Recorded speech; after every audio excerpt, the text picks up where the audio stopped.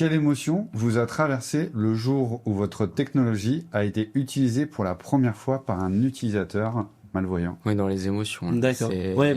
C'est mieux maintenant.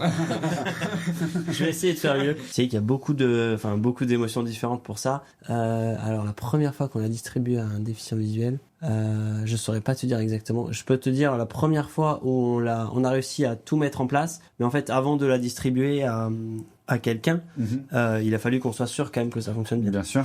Mais ce que je peux vous raconter, une anecdote vraiment qui était horrible pour nous, dont on parle encore. Okay.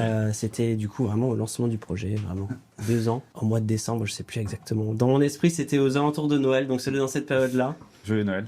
Ouais, joyeux Noël. Ah ouais, c'était horrible. On avait nos premiers protos, alors c'était vraiment imprimé en 3D, vraiment à la route. On était dans un incubateur, enfin dans un studio de coworking, et on était là en train de monter nos tablettes et tout, vraiment 2-3 heures avant le jour de l'événement, enfin 2-3 heures avant l'événement, on avait invité une dizaine de déficients visuels dans un bar pour qu'ils puissent tester. Donc il y avait un match, je me rappelle plus ce que c'était, mais il y avait un match, et donc on les avait invités pour qu'ils viennent tester un peu en avant-première la tablette et tout.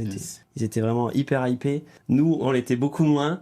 On s'est rendu compte que rien ne fonctionnait, enfin c'était une catastrophe.